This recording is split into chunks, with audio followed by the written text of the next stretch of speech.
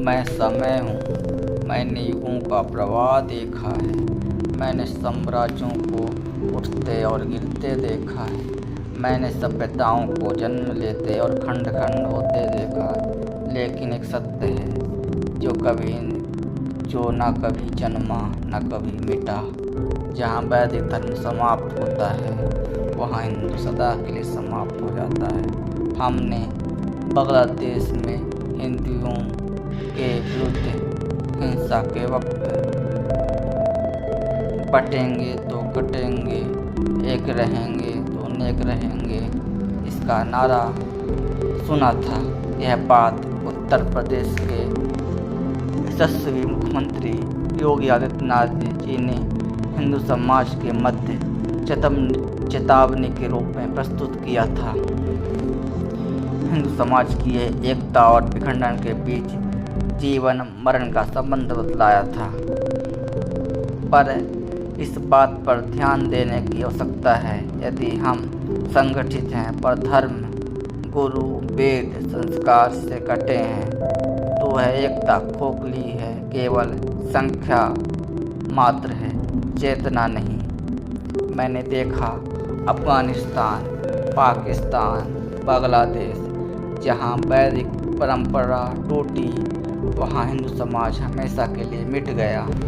जाति थी पर संस्कार नहीं और गुरुकुल नहीं।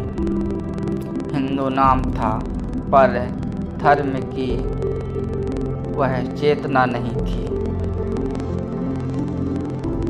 अफगानिस्तान में 1900 में हिंदुओं की संख्या लगभग 15% थी।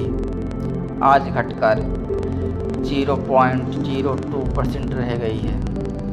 मंदिर, वेदी, कुलाचार, गुरु, शिष्य परंपरा कुछ भी शेष नहीं बची। यह केवल राजनीतिक पराजय नहीं थी, यह एक संस्कृति की विस्मृति का परिणाम थी।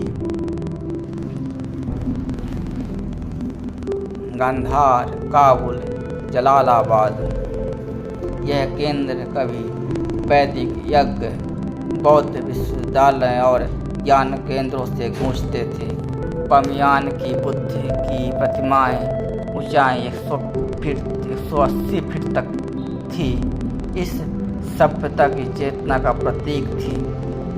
पर जैसे ही वैदिक परंपरा टूटी, ब्राह्मण और भिक्षु संप्रदाय विस्थापित हुए।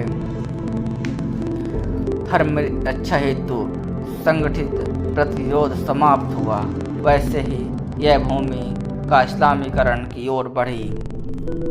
इतिहास बताता है कि जब समाज अपने गुरु को तिरस्कृत करता है, मंदिरों को पुराना समझता है, संस्कारों को बोझ मानता है, अपने धर्मशास्त्रों पर प्रश्न चिन्ह लगाता है, तब वह समाज स्वतः मिट जाता है। ब्राह्मणवाद को शोषण कहा गया, मूर्ति पूजा को अंधविश्वास बताया गया, कुल गोत्र वर्ण को सबको पिछड़ा बताया गया। आर्य समाज, ब्रह्म समाज और वामपंथ ने इसे आधुनिकता के नाम पर त्यागा और समाज जड़विहीन होता गया। लेकिन आज भी कुछ स्थानों पर यह बचा हुआ है। मध्य प्रदेश, गुजरात, राजस्थान, छत्तीसगढ़, जहाँ ब्राह्मण आचार, वैदिक परंपरा, देवस्थान संस्कार अभी भी जीवंत हैं, वहाँ हिंदू समाज न केवल जीवित है बल्कि सामाजिक ताना बाना भी सुदृढ़ है। उदाहरण के लिए गुजरात की 2011 की जनगणना के अनुसार हिंदुओं की संख्या आज भी 88% से अधिक है। यहाँ मंदिर समितियाँ सक्रिय हैं, गोत्र विवाह नियम प्रचलन में है, यज्ञोपवीत संस्कार और वैदिक कर्मकांड अभी भी जीवित हैं। इसका बंगाल इसका दूसरा दृष्टांत है। 20वीं शताब्दी में आनुषंगिक ब्राह्मण विरोधी आंदोलन, नवजागरण और साम्यवाद ने वैदिक परंपरा का उपहास किया, वर्ग विहीन, जाति विहीन समाज की स्थापना की। बंगाल में तो जाति भी खत्म हो गई, फिर भी हिंदू वहाँ पर कटता रहा। 1951 में पश्चिम बंगाल में हिंदुओं की संख्या 78% थी। 2011 की जनगणना में 69% रह गई। उत्तर परगना, मालदा, मुर्शिदाबाद, यहाँ मुस्लिम जनसंख्या 50% से अधिक हो चुकी है। यह केवल जनसंख्या वृद्धि नहीं बल्कि वैचारिक रिक्तता का और सांस्कृतिक आत्मविस्मृति का परिणाम है। तमिलनाडु में ब्राह्मणवाद विरोधी आंदोलन द्रविड़ आंदोलन के रूप में 20वीं शताब्दी में प्रकट हुआ। रामास्वामी नायकर पेरियार ने ब्राह्मण वर्चस्व को शोषण बताया। मंदिरों का सरकारीकरण हुआ। ब्राह्मण मुख्य से अलग हुए। आज यहाँ वहाँ ईसाई मुस्लिम खुलकर धर्मांतरण कर रही हैं। सच्चाई यह है कि हिंदू समाज यहाँ केवल संख्या बन गया है, चेतना नहीं। हमने मंदिरों को पुरानी इमारत माना, ब्राह्मणों को पाखंडी, बुरे गुरु को ढोंगी और पुराणों को कल्पना, और हमें लगा प्रगतिशील हो गए हैं। पर सच यह है कि हम जड़ विहीन हो गए हैं।